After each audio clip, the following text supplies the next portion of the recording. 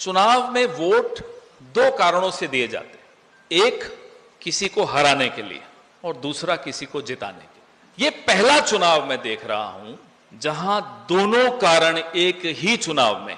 जब बटन दबेगा वो इतने गुस्से में दबेगा कि हमें तो अब चुनाव आयोग को ये कहना पड़ रहा है तब मजबूत मशीनें भेजना हरियाणा में, टूट न जाए कहीं। इतना ज्यादा रोष है लोगों के मन, और रोष के कारण भी है। भारतीय जनता पार्टी हरियाणा में ऐसा लगता ही नहीं है कि कोई पार्टी है, ऐसा लगता है कि कठपुतली का एक मंच है जिसके धागे दिल्ली में हैं।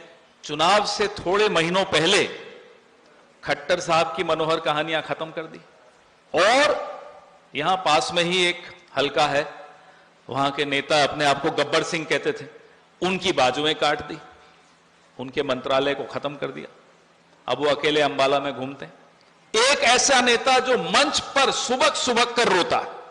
और हमारे दिल्ली के पास के एक नेता है हरियाणा में, गुड़गांव में, वो तो सार्वजनिक मंच से कहते हैं, भाजपा के नेता हैं, मंत्री हैं, सार्वजनिक मंच से कहते हैं कि इस पूरे इलाके का भारतीय जनता पार्टी ने सत्यानाश किया।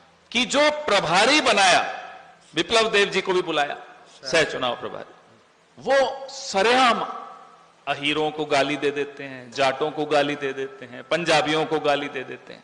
आप सह प्रभारी हैं, संवैधानिक पद पर बैठे हैं, मुख्यमंत्री हैं एक राज्य के, संविधान की शपथ लेकर हैं, उसके बाद आप इस तरह की अपमानजनक बातें करते हैं। यह सब क्या बताता है?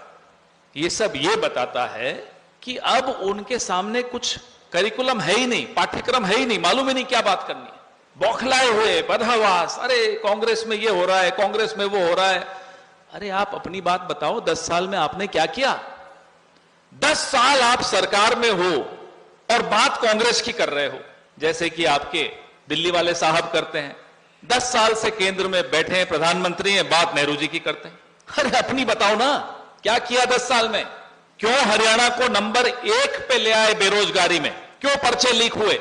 क्यों महिलाओं की सुरक्षा पर आप खुद केंद्र सरकार के आंकड़े बताते हैं कि महिला सुरक्षा में एकदम पिछड़ गया है हरियाणा? क्यों हुआ ये? इसका जवाब तो कांग्रेस नहीं दे सकती ना, इसका जवाब तो आप ही को देना होगा। 9.5 साल एक आदमी को आपने मुख्यमंत्री बनाया, हमें तो यही नहीं समझ में आया, पूरे देश को नहीं समझ में आया, बनाया क्यों था? अब दोस्तियां तो होती हैं राजनीति में। आपने एक व्यक्ति को हरियाणा में बिना किसी कारण के मुख्यमंत्री बनाया और फिर गायब कर दिया। अब पोस्टर से भी गायब हो गए।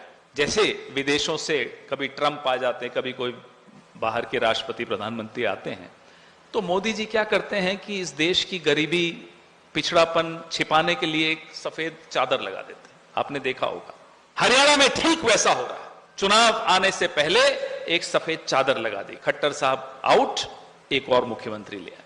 तो आप पिछले 10 साल का जो आपका लेखा जोखा था, जो आपकी नाकामयाबियां थी, जो विफलताएं थी, जो फेलियर्स थे, उसको आप ढक तो नहीं पाओगे, क्योंकि वो नाकामयाबियां हर घर ने, हर व्यक्ति ने, हर परिवार ने बर्दाश्त की हैं। जिस परिवार में कोई बेरोजगार है वो समझता है कि ये 10 साल का खामियाजा भुगत रहा है इस सरकार का। जिस परिवार में ये चिंता होती है कि घर की बेटी या बहू बाहर जा रही है, शाम होने वाली है, सूरज ढलने वाला है, अभी तक नहीं आई, चिंतित हो जाते हैं। वो खामियाजा है 10 साल के कुशासन का।